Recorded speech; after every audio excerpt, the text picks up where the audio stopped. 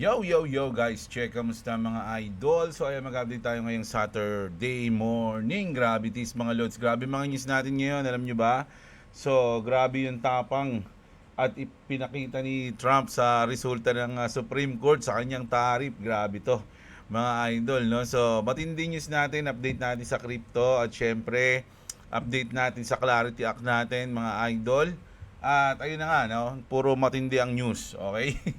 Alam niyo na yan. No? So bago ang lahat, syempre request lang, palambing lang mga idol, palike ng ating video.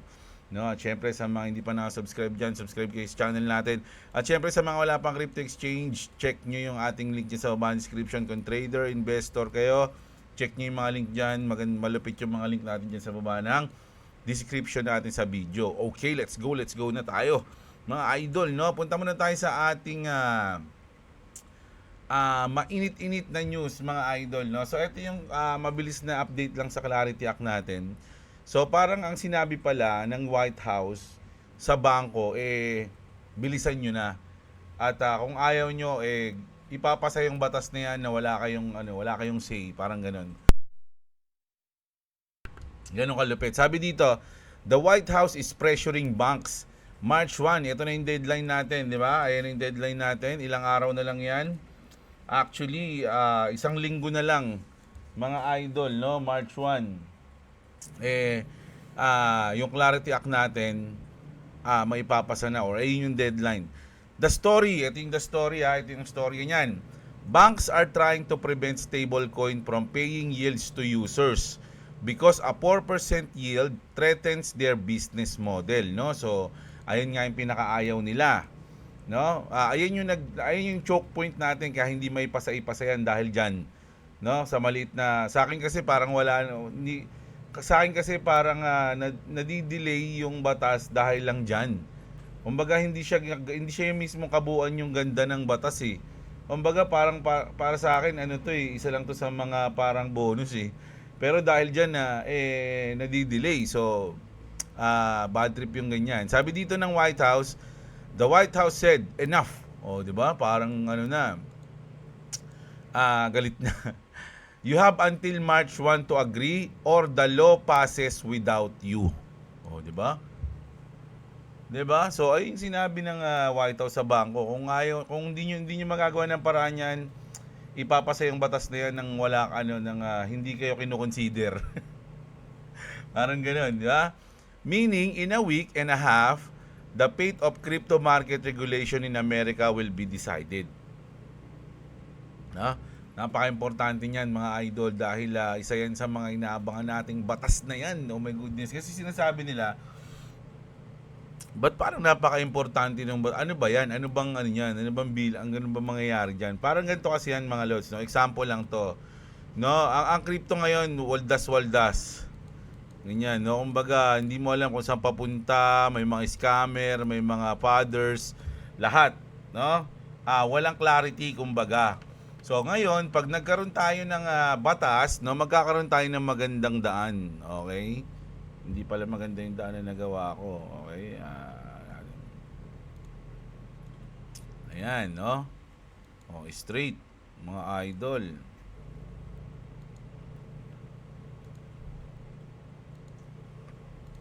Dito lang tayo dadaan lahat. Okay? So, hindi pa ito yung daanan natin. May clarity tayo. Dito tayo papunta. May mga rules dyan. May mga batas dyan na dapat sundin. So, sa ngayon, ito lang yung ating ino-offer, no? Magkaroon tayo ng batas. Pag tumagal yan, mga idol, gaganda na yung kalsada natin. Magkakaroon na ng mga ilaw, 'di ba? Magkakaroon na ng liwanag, basta ganun. So hindi na siya wild west na warak-warak o kahit sino na lang, ay scam na lang 'to, ganun, 'di ba? So magkakaroon tayo ng mga rules. Kasi kapag ganyan, walang ang tawag dito? Walang mananagot, parang ganun. Kumbaga kahit sino lang pwedeng may gawin kung ano yung gusto nila. So pag at once na magkaroon tayo ng Clarity Act, syempre yung mga big institution, kaya sila naiilang pumasok sa crypto dahil nga ganun, dahil nga wasak-wasak, no? Walang walang batas. No, ngayon once na may Clarity Act na tayo, lalakas na yung loob nila pumasok, magkakaroon sila ng sense of safetyness, di ba? Oy, may rules na yan, hindi nila pwedeng gawin yan. So ganito. O yun, babaha ngayon ng sabi nga ni ano, di ba? Ni Scott ay hindi ni ano ni yung ating CryptoZark, no, si ano, kalimutan ko na. Basta yon, sabi niya, banks will dive in, no, kapag nagkaroon tayo ng Clarity Act. So ganun siya ka-importante. So ngayon, dahil minamadali na to ng White House, 'di ba? So bala kayo. No, kung ayaw kung pang sarili lang yung iniisip nyo, hindi nyo maayos yan hanggang March 1. Ipapasa yung batas na yan kahit di kayo kino-consider. Okay? So ganun. Ganun kalupit mga idol. Speaking ng mga hindi, ito muna tayo. Kasi nga 'di ba nagkaroon tayo ng sa Poly Market, nagkaroon ng 80% ata o something na maipapasa yung batas na to ngayong taon. Pero sa Netherlands, nako, binan yung Poly Market mga idol. Netherlands bans Poly Market illegal gambling services. So ayan Netherlands has ordered Poly Market to cease all operations in the country or be fined 420,000 per week. Per week yan Per week ka magpa-fine ng 420,000 pag di kayo umalis sa Netherlands. Per the script report, sabi dito, the Netherlands Gambling Authority claims the prediction markets amount to illegal gambling. Yeah, illegal gambling siyang tinuturing sa Netherlands, no, under the local law. Okay? So binan siya ngayon doon. Sa atin meron tayong EveryX ba 'yon? Nakalimutan ko na yung pangalan sa atin Pero merong gumawa niyan. Pero matalino yung mga gumawa niyan mga lods, kasi malaki ata yung kinikita dyan sa mga prediction na application, mga idol, no? Poly Market, Kelsey. So sikat ngayon yan, no? So eto na mga lods, ito yung parang resulta o ginawa ng Supreme Court sa tariff. Nagkaroon ulit ng delay, no?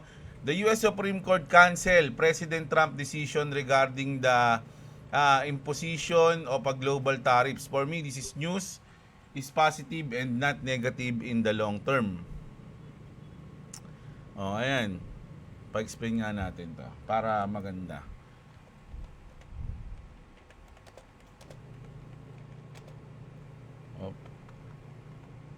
Para malinawan tayo.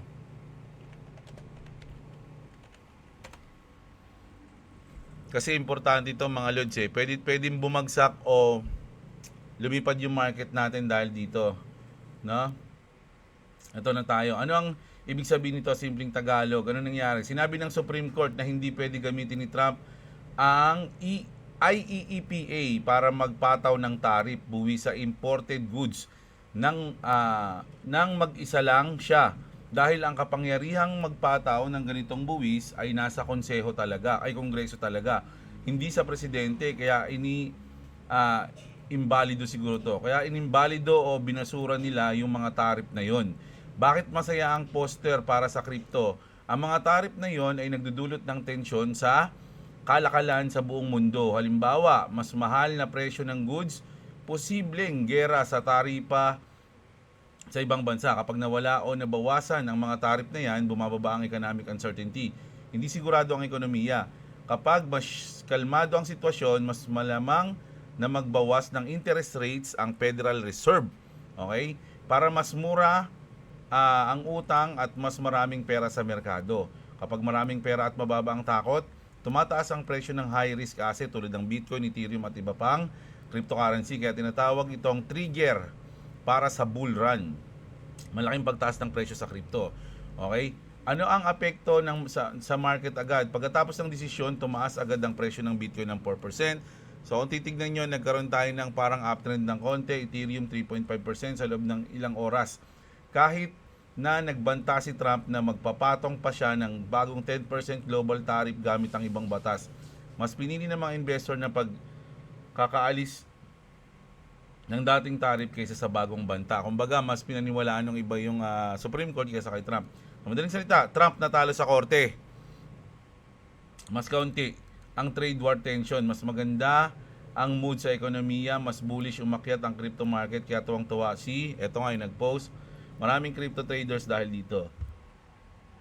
Pero nga dahil nga dyan mga idol, dahil sa angas ni Trump, ang ginawa ulit ni Trump, the system just got overridden in real time. Trump did not even blink at the Supreme Court ruling. Kumbaga wala siyang pakialam. He just officially signed a new executive order slapping a 10% tariff on every single country globally. So, hindi niya, kumbaga sinabi kasi ng Supreme, bawal yan, hindi mo pwedeng anuhin yan, taripan yan. No? Sabi ni Trump, di, anong bawal? Ayan, 10% ulit sa lahat. He told reporters these duties are going over and above normal tariffs to bring in billions of dollars. No court, no Congress, he just forced it through anyway. Pinilit niya, mga idol. Ganun yung ginawa niya. Ganun siya kasalbahe. Walang batas-batas sa akin, ako ang batas. Sabi niya ganun, mga idol. Sabi dito, last, Trump claims on CNN that the Supreme Court decision is a disgrace. Grabe, no? Supreme Court na yun, ha? Tatawagin bang Supreme yun kung hindi siya Supreme? Sinabihan na disgrace. And that they have a backup plan to impose the tariff. So, President Trump has a backup plan if the Supreme Court strikes down his tariff. So, kahit na tumutuloy yung Supreme Court, meron akong backup plan dyan. Ano yung backup plan ko? Hindi ako susunod. Ganun yung sinabi niya. Hindi, yun yung pagkakaintindi ko. So, ito, pwede maging negative yung epekto nito. Baka magkaroon ng mainit dito mga idol, no? Pwede maka-apekto sa market yan. So sa ngayon, naging positive ng konti, no? Medyo nag-uptrend eh. Okay? Pero ngayon, anuhin natin, titignan natin, no? Mag-short kaya ako dito sa glitan lang. Nararamdaman ko lang eh. Pwede magano lang tayo. Mag-try lang tayo. Open short. So lagay natin ang stop loss banda dito. Okay, 15 USDT. Stop loss natin. Ayan. Trade tayo. Negative na tayo. Mali yung pakiramdam ko ata. Ayan. Tingnan lang natin. Kaya na pa ako nag-aabang ng position eh. Dapat dito mag-short ako, buti na lang di ako nag-short. So ngayon, nag-short ako ngayon, mali ata yung decision ko, so hindi natin alam. Makikita natin, okay? Meron naman tayo, panalo naman ako nung nakaraan eh. Kaya naging 120 yung ating, tawag dito, margin. No, nagnanalo ako dyan ng 100% eh. So tignan natin, hindi, almost 100% lang pala. No, okay, tignan natin kung mababawi. Check natin yan. Pasundot-sundot lang tayo. Tapos dito, eto mga idol si CZ kasi, no, yung coin market cap, si Senator Elizabeth Warren, nagsabi siya na hindi dapat bini-bail out yung crypto kasi yaman lang yung mga crypto millionaires. So nila CZ o nila Michael Saylor sila. So sabi dito ni CZ naman, crypto does not need a government bailout. Di namin kayo kailangan kahit dati pa eh. 'Di ba? Binance founder responded to Senator Elizabeth Warren's statement calling for no bailout of the crypto market, confirming that this market was never built to rely on government or central banks in the first place. Ayun yung sabi ni CZ. No? CZ emphasized that the philosophy of crypto is based on independence and that any losses or collapse should be borne by the market participant themselves, 'di ba? Themselves. Ngayon, sabi dito ni Abod Crypto, who is this Chinese guy? They put in charge of us, bro. Sabi nga gano'n, kumbaga, siguro tutol siya ng konti sa sinabi ni CC. We want a bailout. What's it got to do with you? Kumbaga, dahil kasi bagsak yung market ngayon, parang mas advice pag nag-bailout ka, syempre medyo makaka-recover yung market natin. Pero tama rin naman yung sinabi ni CC na dati pa hindi naman natin kailangan, hindi naman tayo maasa government eh.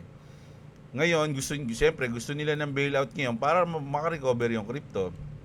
Pero siguro naiinip lang sila. no?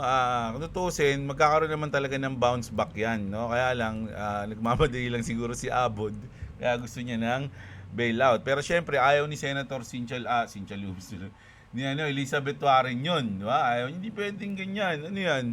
Papayamanin nyo lang yung mga crypto billionaire, millionaire dyan eh. Tutulungan nyo lang sila eh. Di ba? Na umangat yung market na naman. Oh. Di na yayaman na naman yung mga sutoy na yan, sabi ni Elizabeth Warren. Oh, ngayon, nagmati kasi si Sisi. Huwag. Diba? Huwag kayo mag-bailout. Di naman namin kailangan yun. Dati pa eh. Kasi yun, nakangasa mo ko. Sabi niya ganun. Oh, di ba? Oh, tapos, punta tayo dito. Gold and silver. Ito na mga idol ha. So, tuloy-tuloy pa rin no na nag-uptrend yung gold and silver, resume their climb. Gold again surpasses the 5,000 barrier while silver breaks through the $80 level in a strong move reflecting clear momentum in the precious metals markets. Alam niyo ba mga idol, napakaliit na lang. Siguro parang mga sinlaki ng thumb, mas maliit lang sa thumb. Mga 100 ounce ata na gold, na pure gold hindi yung kulay green na pure gold sa Almar yung purong ginto, di ba? Pure gold. Nasa 1 million yun, parang sinlaki lang ng kalahati ng hinlalaki ko. Mga ganun. Nasa kuko natin. Basta 100 ounce. So, 1 million pesos na yun Pesos, mga lods, hindi dollars Pesos. So, sabi nga, marami daw ngayon ng mga kurakot sa Pilipinas na bumibili na ng gold ngayon. Kasi syempre, bumababa yung inflation. 'Di ba? So, bumababa yung inflation, tumataas yung gold, mas advisable na bumili ka ng gold ngayon. 'Di ba? Isa pang way 'yun para sa money laundering. Yung bibili ka ng gold kasi untraceable 'yun, mga idol. So, marami ngayon ang gumagawa niyan. Speaking lang sa gold, mga idol. May mga source natin na nagsasabi na, alam nyo ba yung mga kurakot natin, bumibili ng gold boy no, ang ano nila, syempre, pal na mukha. Mga ganun, okay? Wait, what? Sabi dito, mga idol. Nako, eto medyo ano to Eto kasi eto raw, yung lalaki na to, medyo may mga hula siya na tumama. Sabi dito, this guy called the wars, no? He called the Epstein files. He even called the alien and UFO drops. Kumbaga nahulaan niya 'yun. No, na may ilalabas yung Epstein, which is para sa akin obvious naman 'yun eh. And you won't believe what he says is about to happen in the next few days. So, nagsabi dito si DRU, no? Iran war. Ayan yung hula niya ngayon, no? More US Epstein level arrest. Kumbaga kasi ang inuna si Prince Andrew. So magkakaroon daw ulit ng mga arestuhin, no? Parang napaka-obvious naman na nito.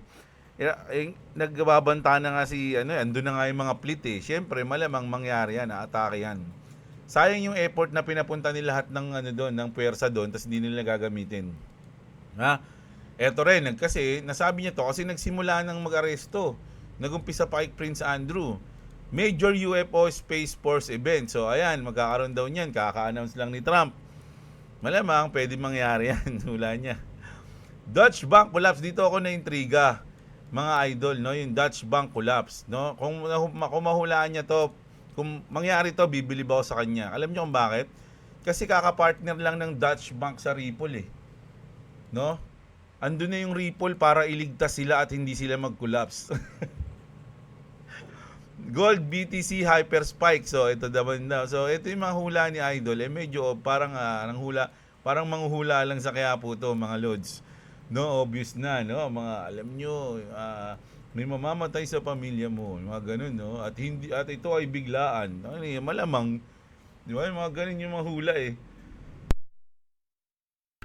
Di ba? May joke nga, di ba? Kumato ka sa bahay ng manghula, tao po, tapos sabi ng manghula, sino yan? Hindi niya nahulaan kung sino. Umalis na agad siya, hindi mo pala nahulaan, alis na lang ako. So, may ganun. So, kung kayo naniniwala kayo sa mga hula-hula, mga idol, baka mag-enjoy kayo na i-follow nyo siya, mga lods. Pero sa akin, masyado nang obvious eh. Yung mga yung sinabi niya rito, Iran war, diba, kaka-announce lang ng UFO, extraterrestrial life eh. So, ayan, sinama ko lang. No, kasi itong Dutch Bank collapse nakita ko kasi kaka-news lang natin to kahapon eh na nakipag-partner to sa Ripple, mga idol, no. So, ayan. Oh, demand for Solana. Nako, good news to sa Solana, mga idol. Is not stopping.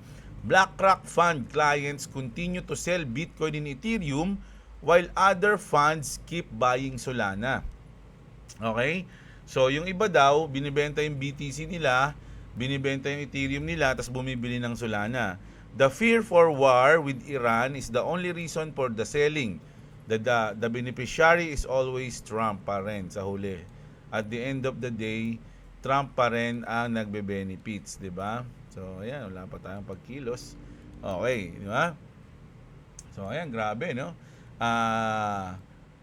Sa akin mga lods, naisip ko tuloy ngayon, kung yung BlackRock, Bitcoin lang yung kinuha lang ETF, no problem no? Kaya lang, syempre, marami na silang, tatlo na yung kinuha, ay, dalawa pa lang pala. Bitcoin and Ethereum pa lang pala. Yun. So, yung iba, bumibili ng Sol, mga lods, no? Ayan, hindi sila bumibili ng XRP, bahala sila, di ba? So, ako kasi ngayon, mga lods, kaninang umaga, inayos ko yung portfolio ko, mga idol, kasi may humugot ako ngayon kasi may bibilin ako, mga lods, no? Mag-i-invest ako sa isang lifetime lifetime goal. Okay, so nagbawas ako sa asset ko ngayon. Pero di ko binabawasan yung XRP ko sa kasi yun lang, unti lang naman yun XRP. Tapos inaayos ko ngayon yung aking portfolio, mga idol, no? Ngayon dalawa na lang. Kumbaga pinuro ko, kumbaga 'di ba dati marami ako 6. So ang ginawa ko, kumuha ako ng konti. Tapos kinuha ko ata dalawang coins ko. Tapos yung 4 na coins ko, siniksik ko na lang. Kinuha ko yung dalawa doon, tapos nilipat ko dun sa tig-dalawa. So parang ang nangyari, lumaki yung invest ko dun sa dalawang natira ko. No, kumbaga naging doble o naging triple yung invest ko dun sa dalawang tira ko. So nangyari, 3 na lang hawak kong coins ngayon. XRP and then dalawang yun. No? Ayan, bawal daw kayo sabihin, magalit yung SEC mga idol. Pero siguro ma-obvious nyo naman yan sa akin. Kasi lagi naman ako, alam niyo naman yung mga paborito kong coins mga lods. Lalo na yung lagi ko nababanggit. Isang clue, kay Elon Musk yung isang coin doon. Ayan. No? Tapos, at yung isa naman, ano rin yun. Kumbaga, nakakonekta din sa XRP. So, ayan. Punta tayo dito. Nako, speaking of BlackRock BlackRock deposits Bitcoin and Ethereum to Coinbase. Nako, hindi lang client yung mga nagbebenta ng Ethereum at Bitcoin sa BlackRock, pati sila mismo. Hindi pala nagbebenta, sorry. Hindi pa binibenta kasi BlackRock has deposited approximately 2,563 Bitcoin worth $172 million and 49,852 Ethereum worth 97 million from to Coinbase, mga lodi, no? From moments ago. So, bakit dinadala sa Coinbase? Anong meron? Kasi usually, kapag dinadala mo sa crypto exchange yung asset mo, ibig sabihin, ibibenta mo siya. Ibibenta ba ng BlackRock? We don't know, mga idol, no? Sana hindi. Okay? So, ito naman. Nalagay ko lang to dito yung interview ni Eric Trump noon. Yung isa to sa mga interview na binanggit ni Eric Trump yung Ripple XRP. Doge, how do you feel about XRP? Ripple, how do you feel about, Ethereum? Where are you with the other three? Know all of them extremely well. Know Brad very well at XRP, and he's done a great job. Know Ethereum very well. I'm one of the guys who was early on this year saying buy Ethereum as it's crashing, and Ethereum's come ripping back. I mean, I'm a big fan of Bitcoin. I'm a big fan of Ethereum. Bitcoin is digital gold. Ethereum is definitely the oil by which all financial systems are going to run on. And they've done tremendously well. And I think, honestly, cryptocurrency, all the altcoins, I think, are going to do well. As Bitcoin rips, those are going to follow. How do you feel about Doge? How do you feel about XRP? Ripple? How do you feel about, Ethereum? Where are you with the other three? Know all of them extremely well. Know Brad very well at XRP, and he's done a great job. Know Ethereum very well. I'm one of the guys who was... Yun, no? Sinabi lang niya, nakilala niya si Brad. Alam niyo kasi, matagal na nating nahalatayan na yung mga main character ng maski si Elon Musk, no, iniiwasan nilang banggitin yung XRP. Okay, so okay niya, at least ngayon nabanggit. Dati pala yan nabanggit niya. Oy, good news to sa Chainlink ha, okay? Sa mga Chainlink fanatics dyan na ayaw sa XRP. Pero ito is good news sa Chainlink, no? Nag-join na no si Sergey. Ba siya ba 'yon? Chainlink founder joins CFTC's advisor committee. So sila na yung mga advisor niyan. Andiyan din si Brad Garlinghouse. Undercovered by the media, Chainlink founder Sergey Nazarov. Grabe, no? Sergey Nazarov. Sa Tekken 8, merong karakter doon niya si Sergey Dragunov. Di ba? Sergey Nazarov has joined the Tekken 8 characters rooster. Oh my God. Hindi. Joined the CFTC's Innovation Advisory Committee. I am looking forward to doing everything I can to help provide feedback on the key role of oracles as critical infrastructure for the reliable operation of market. Sabi niya, no? The Innovation Advisory Committee helps to advise the US regulator on how novel technologies like blockchain and AI will impact commodities and derivatives markets. Ay. Okay. Nasa good news yan, mga idol, no? Kay Sergey Dragunov. And then this one, mga Lodi, nako, rumored, ha? Pero malupit to. Kasi sabi dito ni Paul Baron, recent research from team reveals something big is brewing of the soon-to-be heels of Clarity Act with Ripple and XRP RLUSD hidden in plain sight. This could be the Ripple team's biggest bombshell yet. We'll air more on this next week. So, parang sinasabi dito mga Lods, once na pumasa yung Clarity Act, merong malupit, no, na mangyayari sa XRP and sa Ripple. Circulate around major Ripple XRP and RLUSD reveal says biggest bombshell yet could drop after Clarity Act. Crypto commentator Paul Baron says his team has uncovered something hidden in plain sight involving Ripple, XRP, and RLUSD, hinting a potentially significant announcement in the coming days. No, once na pumasa yung Clarity Act, baka meron silang i-announce dyan. No? He called it the Ripple team's biggest bombshell yet and said more details will air next week. What do you think it can be? Or maybe this is just speculations. Pwede naman. Pwede rin naman speculations lang din siya, mga idol, at puro mga hopium lang yung ating naririnig, no?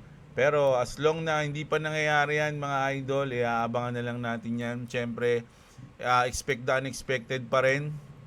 Huwag tayo masyadong ma-hype, no? Kailangan yung strategy natin is nandun pa rin tayo, hindi tayo maalis dun sa strategy natin. Kung ano yung plano natin bago tayo pumasok sa crypto, dun ka lang din magbe-base. Okay? No?